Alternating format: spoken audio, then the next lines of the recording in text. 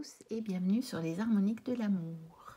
Je vous retrouve aujourd'hui pour le vlog du mois de mai. On se retrouve donc tout de suite pour la première séquence. Et nous nous retrouvons pour la séquence qui concerne les saints du mois. Alors bien sûr, ce mois de mai est tout entier consacré à Marie. Et donc, je vais commencer par elle, à tout Seigneur, tout honneur. Alors Marie, je l'ai trouvée dans Become an Oracle. Donc voilà, Lady Marie, où on parle de foi et d'être au service. Vous allez voir qu'on a beaucoup de choses concernant Marie qui à la fois se complètent et se rejoignent. Et donc dans le petit livret, on nous dit: le maître ascensionné Marie encourage la foi, la compassion et l'amour. Elle est connue sous de nombreux noms, tels que la Sainte Vierge, la Mère Marie, Notre-Dame, la Mère de Dieu, la Reine des Anges, la Marie des Douleurs et la Reine de l'Univers. Elle est associée à la maternité, à la lumière christique, à l'initiation, à l'engagement, à la mission, à la foi, au silence, à la compassion et à l'amour. Et donc c'est vrai que le mois de mai lui est entièrement consacré. Alors, je vais la placer là. Je l'ai retrouvé aussi dans l'oracle, enfin les cartes divinatoires des maîtres ascensionnés. Donc la voici. Donc, nous allons avoir quelques représentations différentes et ça peut être intéressant. Et dans celui-ci, on dit maternez-vous. Et ça fait suite à ce qu'on vient d'avoir comme message, je trouve, avec la carte de Become an Oracle. Vous vous êtes beaucoup dévoué récemment et il est temps de penser à vous. Vous avez tiré cette carte parce que vous avez besoin de vous materner, c'est-à-dire prendre soin de votre corps en dormant suffisamment, en le désintoxiquant et en faisant de l'exercice. Vous devez également respecter vos besoins comme vous respectez ceux des autres. Donc, on nous parle aussi d'équilibre, de ne pas aller trop loin dans le dévouement et dans le service. Pour accroître votre énergie et votre détermination, connaître davantage de paix et d'abondance, maternez-vous. Donc n'oubliez pas de vous donner à vous-même ce que vous donnez également aux autres. Ensuite, je la retrouve aussi dans les cartes oracles des déesses, toujours de Doreen Virtue. Et donc là, elle a intitulé justement Mère Marie. C'est intéressant de voir que justement, dans Become an Oracle, Wassima nous explique bien que Marie, l'énergie de Marie est connue sous différents noms. Et que ici, justement, on la retrouve sous le nom de Lady Mary, de la Vierge Marie, puis de Mère Marie. Donc, c'est quand même intéressant. Ici, on nous dit « Attendez-vous à un miracle ». Donc, on nous reparle de la foi. Ayez foi que vos prières ont été entendues et qu'elles seront exaucées. La foi est la lumière qui illumine votre chemin. Sans la foi, l'avenir a des allures terrifiantes. C'est pourquoi il est essentiel que vous preniez toutes les mesures nécessaires afin que votre esprit et que votre cœur soient toujours remplis de foi. Je vous en prie, n'abandonnez pas l'espoir pour vous-même et pour les autres. Entretenez la flamme de la foi en votre âme, car cette toute petite parcelle d'espoir a le pouvoir d'éradiquer l'obscurité du désespoir. Soyez aussi la lumière qui illumine la lugubre désespérance d'autrui. Car lorsque vous rendez les autres plus forts, cela non seulement vous renforce vous-même, mais aussi le monde entier. Et donc, encore une fois, faites-le pour vous et pour les autres. Mais ne vous oubliez pas dedans. Marie nous donne bien ce message-là. Et j'aime bien parce que ça met aussi en lien avec le message qu'on a eu concernant la grenouille. Alors, on retrouve aussi Marie dans l'oracle des saints. Et donc ici, nous avons Sainte Marie. Et bien, vous voyez, nous avons donc 4 noms de Marie. Nous avons Lady Marie, donc Madame Marie presque, hein, comme traduction, Marie en fait. Nous avons la Vierge Marie, nous avons Mère Marie, donc là on souligne le côté maternel. Et nous avons Sainte Marie. Là, nous soulignons évidemment son caractère de sainteté. Évidemment, c'est l'oracle des saints.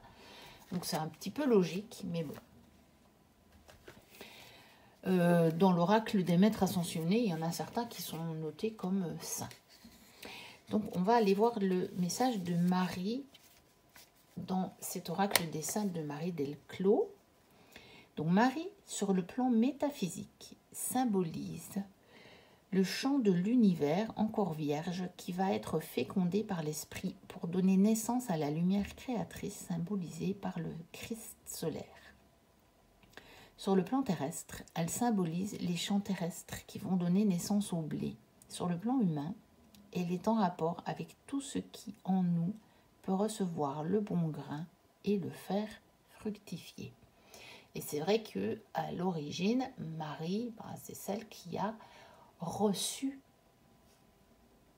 Jésus, qui a porté cet humain qui a réussi à transcender totalement la condition humaine pour incarner pleinement sa condition divine. On nous dit que Sainte Marie est la patronne des matelots, de tous ceux qui souffrent et espèrent. Donc on revient à l'espoir, à la foi qu'on avait ici au niveau de Mère Marie. Alors, il y a d'autres saints dont j'ai trouvé les cartes. Je n'ai pas trouvé, en fait, les saints qui étaient dans l'éphéméride ce mois-ci. Je ne les ai pas trouvés dans mes jeux. Donc, j'avais été voir dans l'almanach. Bon, l'almanach, on donne simplement le saint du jour. Et donc, j'en ai trouvé quelques-uns, dont le premier est Sainte Honorée, que tout le monde connaît bien, que je connais très bien, ayant décidé de passer le reste de ma carrière dans une boulangerie. Donc Sainte Honorée qui est fêtée le 16 mai. Alors Sainte Honorée, cette carte symbolise l'abondance des nourritures terrestres que la nature a mis à notre disposition. Ah oui, parce qu'au mois de mai, faut dire que ça commence à être le début de l'abondance de la nature, bien sûr. Par la croisement du manche de la pelle avec la hampe de la crosse, elle nous rappelle qu'il s'agit aussi de nourriture spirituelle et que l'homme ne se nourrit pas seulement de pain, mais quand même aussi de pain, parce que bon, sinon on ne peut pas. Donc elle nous annonce une grande abondance de biens, matériel, intellectuel ou spirituel, bien entendu. Et on nous dit que Saint-Honoré est le patron des boulangers et des pâtissiers, bien entendu. Voilà, donc Saint-Honoré. Ensuite, nous avons Saint-Yves, le 19 mai. Alors, Saint-Yves, cette carte symbolise la justice. Oui, on le voit d'ailleurs, quand on la regarde, elle pourrait être la carte de la justice d'un tarot. Il y a l'épée et il y a la balance. Donc, Saint-Yves, le saint défendant les serfs contre les riches seigneurs, met cette carte en rapport avec les problèmes de la société et l'inégalité des classes sociales. Elle symbolise aussi la possibilité de défendre le droit par l'intelligence et le courage. Et on nous dit que Saint-Yves est le patron des avocats et des juges. Et je trouve que c'est une carte qui est bien d'actualité. Et puis, nous avons le 22 mai, Sainte Rita. Cette carte, par le stigmate imprimé sur le front de la sainte, symbolise la puissance de l'attention et de la concentration et leurs effets poussés à l'extrême. Elle symbolise le désir profond de l'individu d'accéder au but qu'il s'est fixé et montre que les limites humaines s'étendent bien au-delà de ce que l'on croit généralement. Ah oui, on dit qu'on utilise très peu de pourcent des capacités de notre cerveau. Et Sainte Rita est la patronne des charcutiers. Par contre, là, je ne vois pas trop le rapport. Bon, voilà. Il en faut bien. Donc, voici Sainte Rita. Et alors, Sainte Rita, je l'ai trouvée dans un deuxième oracle, qui est l'oracle corse que je vous ai présenté il n'y a pas si longtemps de ça. Donc, voici Sainte Rita. On peut aussi apercevoir le stigmate sur son front. Et donc, ça nous parle d'amour. Donc, elle est bien fêtée le 22 mai. Et donc, Sainte Rita, ici, nous dit qu'elle favorise pour les célibataires la rencontre de l'amour au printemps et que tout espoir se réalise. Voilà pour Sainte Rita. Et on va terminer par Sainte Jeanne d'Arc, qui est fêtée le 30 mai. Donc vraiment jusqu'à la fin, tout à la fin du mois. Voilà. Cette carte, par l'armure chevaleresque de la sainte, par son épée et son étendard, est symbole de courage et d'action, bien entendu. Ça paraît logique. Elle symbolise toutes les batailles entreprises pour défendre une noble cause. Je vous la mets dans l'axe. Elle symbolise la noblesse d'âme, la puissance. Sur le plan spirituel, elle représente la quête de la vérité, bien entendu. Et donc, Sainte Jeanne d'Arc est la patronne de la France et des militaires. Voilà. Donc, voilà pour les saints du mois. C'est joli, tiens, parce que regardez, on voit le rayon lumineux qui est dirigé vers Sainte Rita. Je trouve ça joli. Mon regard a été attiré par ça, donc je vous le mets pour terminer cette séquence sur les saints du mois. Pour continuer avec les fleurs du mois, l'éphéméride nous parle du narcisse. On connaît l'histoire. Parce qu'il a repoussé l'amour de la nymphe Écho, les dieux, pour punir Narcisse, le condamnent à être amoureux de sa propre image, qui ne vivrait qu'autant qu'il ne se verrait pas. Un jour, qu'à une claire fontaine s'en allant promener, il en trouve l'eau si belle qu'il veut s'y baigner, que sur l'onde il se penche, aperçoit son reflet et en conçoit une si vive et intense passion qu'il ne peut plus s'en échapper. Sur la rive, il s'étend et se mire. Rien ne peut plus détacher Narcisse de sa languide contemplation, hormis la mort et les dieux qui le transforment en fleur. La fleur qui porte son nom et croît au bord des rivières, dans les prés humides. Le narcisse, dont la racine lointaine signifierait endormi, est la fleur du mai funèbre, celui des enchantements, des endormissements saisonniers et des renaissances printanières. Fleur des filtres magiques, des baumes et parfums d'envoûtement, les parcs, les fées rouges, les huilis, les belles dames sans merci portaient des tresses de narcisses en couronne lorsqu'elles entraînaient chevaliers et paladins perdus dans les charmes périlleux de leur royaume d'oubli. Alors, le narcisse, je l'ai retrouvé dans la magie des fleurs, qui est ce magnifique oracle qui mériterait d'être réédité par une maison d'édition française, puisque encore une fois c'est un coffret de chez Ada et qu'on ne le trouve plus en français, et pourtant il est sublime. Donc voici la carte du narcisse. Voilà, je vais la mettre comme ça. Amour de soi, bien entendu, hein. C'est quand même lié à cette fameuse légende.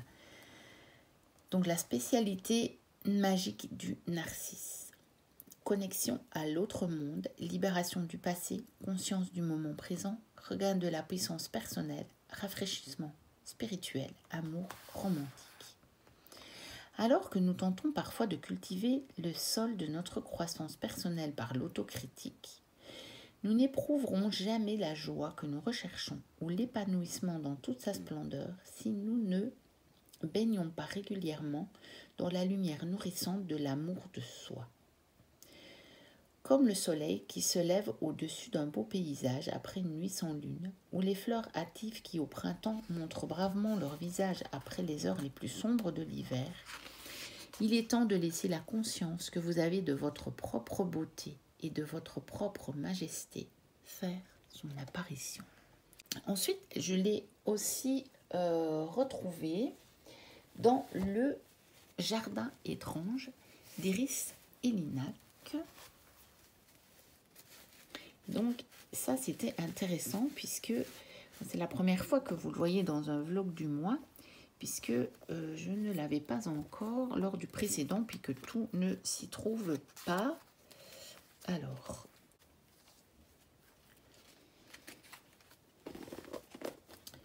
donc, le voici, dessiné par Iris. Bien sûr, c'est plus vraiment un croquis de la vraie fleur, hein, celui-ci. Et on va aller voir ce qu'elle nous en dit.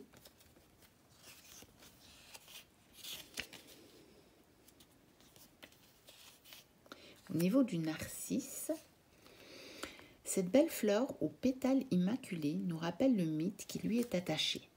Son nom du grec ancien signifierait qui engourdi par ses propriétés narcotiques. Et donc, elle nous dit évidemment que les mots-clés sont amour de soi, amour propre, autosatisfaction et contentement.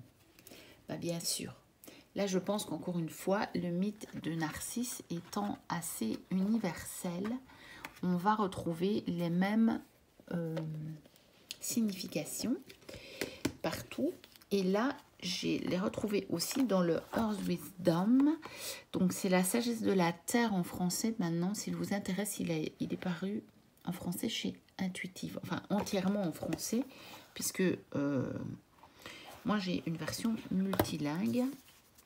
Mais à part que les cartes sont en anglais, je pense que c'est la seule différence parce que j'ai une partie en français dans le livret. Et donc, la voici. Et ici, on nous parle de communication. Donc, ça revient un peu à ce qu'on disait dans la magie des fleurs, je pense, où elle parlait de communication entre les mondes. Oui, je vais essayer de les mettre comme ça. Voilà. Et donc, on va aller voir directement ce que ça nous en dit. Donc, le narcisse. Le narcisse est comme une trompette divine. Il crée des liens avec des guides spirituels, des maîtres et les êtres. Il améliore la capacité d'écouter et de parler au monde de l'esprit. Et donc, là, on parle moins d'amour de soi. Et donc, la pierre associée, c'est l'angélite qui favorise la communication.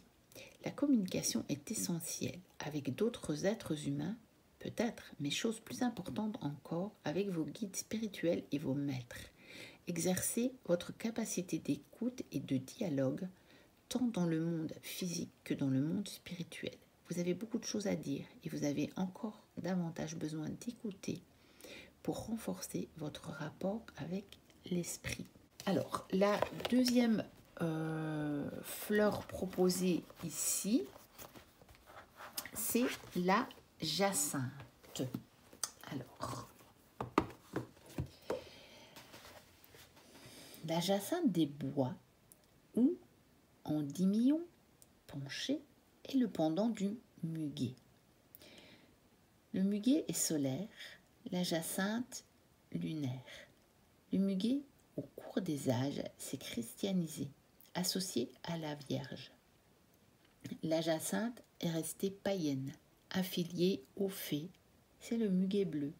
Elle pousse en même temps que le lichen de lune quand Sélénée descend le long des hêtres, des charmes, glisse sur l'herbe pâle et déployant autour d'elle ses voiles bleus et parfumés, s'en va rejoindre Endymion, son bel amant. Toute la nuit, ils s'aiment, s'enlacent, se caressent, s'enfuient dans les fougères, roulent sur le tapis doux des mousses, se rejoignent encore et encore, mains unies, lèvres à lèvres, sous le même arbre, où à chaque fois, avant que l'aurore ne les chasse à regret, ils se quittent. Laissant derrière eux, flottant par centes courbes, replis du sous-bois, l'odorante et heureuse buée de leurs ébats.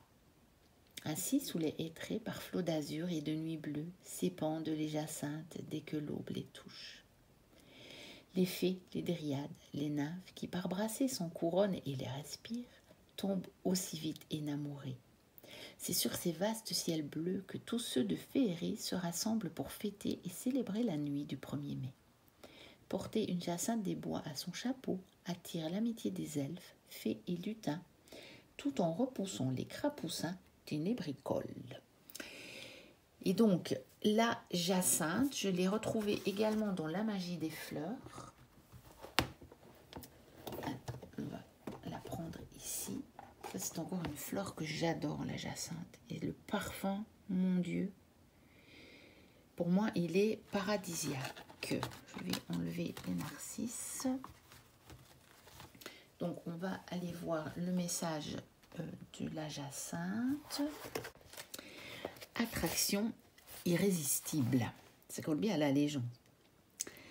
Abondance et luxe, attraction des cadeaux, charme et irrésistibilité, éclat prestigieux, influence. C'est la nature même de la jacinthe de magnétiser l'attention et la dévotion d'autres êtres, tels que les abeilles et les êtres humains, avec sa beauté exquise et son parfum irrésistible. De même, dans les circonstances actuelles, vous êtes invité à utiliser votre pouvoir d'attraction afin d'obtenir le résultat escompté.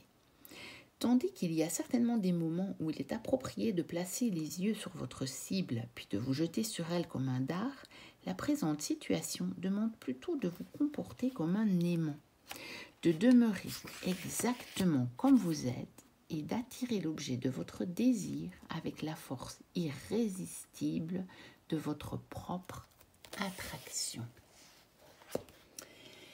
Et je l'ai retrouvée aussi, cette jacinthe, dans l'oracle de l'éclosion printanière. Donc, la voici. Elle nous parle donc « Connecte-toi à la joie que procure l'amour ». Et bien entendu, si vous vous connectez à la joie, vous serez beaucoup plus attractif et magnétique. Parce que la joie est terriblement contagieuse. Donc, la jacinthe, pour les mots-clés, c'est fidélité, sincérité, joie d'aimer, bienveillance, sentiment profond et partager de bons moments. Donc, on a quelque chose de complémentaire ici par rapport au message de la magie des fleurs. La jacinthe te pousse à te reconnecter aux joies du cœur, au sentiment d'amour inconditionnel que tu peux ressentir. Et c'est vrai que ce sentiment d'amour inconditionnel est quand même très proche de la joie en fait, hein, et surtout de la joie sans raison. Vous voyez ce que je veux dire? Pas du plaisir ou du contentement, mais de cette joie qu'on peut ressentir sans raison, juste par le fait d'être vivant, par le fait d'être en vie. Et ça se rapproche bien entendu de l'amour inconditionnel. Elle te rappelle l'importance de partager des instants agréables et amusants avec ceux qui te sont chers. Elle te souffle également de toujours faire preuve de bienveillance à l'égard des autres. C'est de cette façon que l'on crée des liens solides et authentiques sur le long terme, mais aussi que l'on apaise certaines tensions. On ne sait jamais vraiment ce que l'autre ressent. Quand il nous blesse, peut-être est-il lui-même en grande souffrance. Il ne pense pas à mal, mais sa souffrance rejaillit sur nous. Cela ne signifie pas qu'il faut tout cautionner, mais simplement faire preuve de bienveillance et accorder notre pardon. Nous voici arrivés à la fin de ce vlog. N'hésitez pas à liker, à commenter si le cœur vous en dit, à vous abonner si ce n'est déjà fait et si mon contenu vous plaît. Moi, je vous dis à très bientôt pour une prochaine vidéo et d'ici là, portez-vous bien. Bye bye.